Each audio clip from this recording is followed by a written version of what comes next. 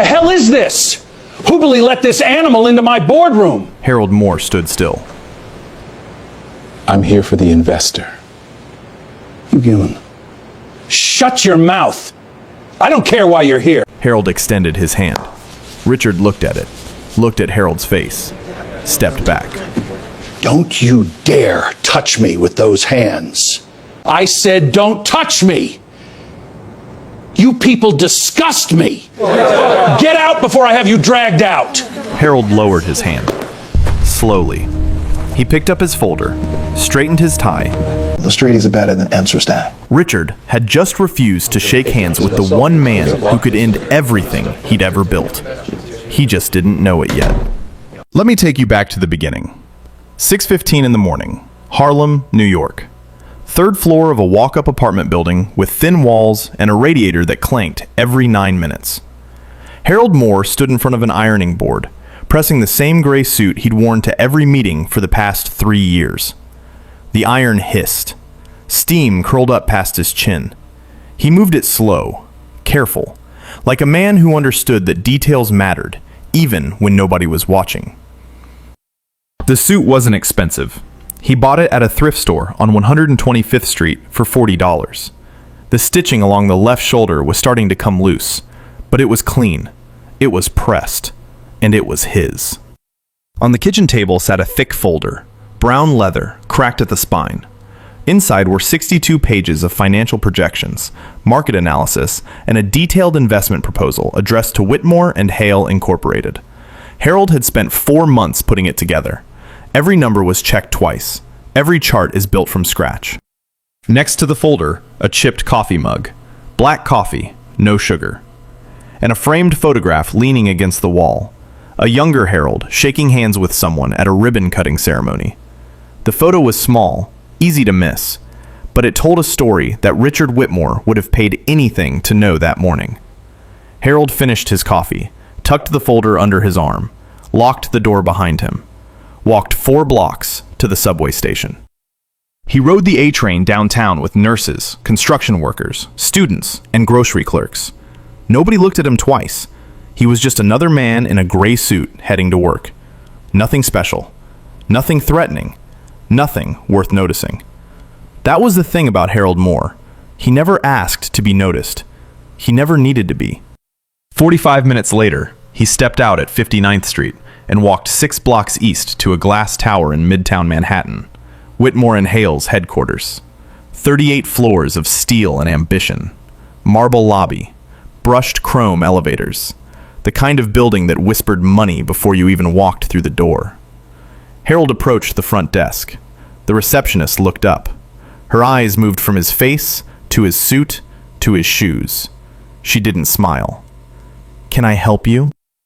"Harold Moore. I have a 9 o'clock meeting with the CFO." She checked her screen, scrolled, checked again, then pointed to a bench near the service hallway. Not the guest lounge with leather chairs and sparkling water. The bench by the janitor's closet. "Wait over there. Someone will come get you."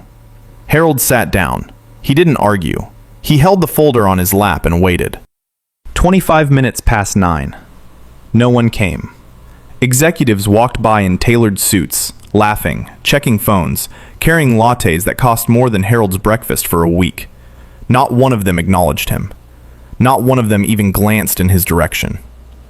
At 9:32, Douglas Crane finally appeared, the CFO of Whitmore and Hale. Tall, thin, nervous energy. He spotted Harold and his face shifted. Part relief, part guilt. "Mr. Moore, I'm so sorry for the wait. Please, follow me." They rode the elevator to the 38th floor in silence. Douglas kept adjusting his tie. His hands wouldn't stay still. He knew something the rest of the building didn't. He knew exactly who Harold Moore was. The elevator doors opened. A long hallway stretched ahead, lined with glass-walled offices and framed portraits of the company's founders. At the end of the hallway, a set of double doors. Behind those doors, a boardroom with a mahogany table, crystal water pitchers, and 12 leather chairs. 12 executives were already seated. Quiet conversations, expensive watches. the low hum of people who believed they were the most important individuals in any room they entered. Douglas opened the door. Harold stepped inside. And then the door at the opposite end of the room swung open. Richard Whitmore walked in last.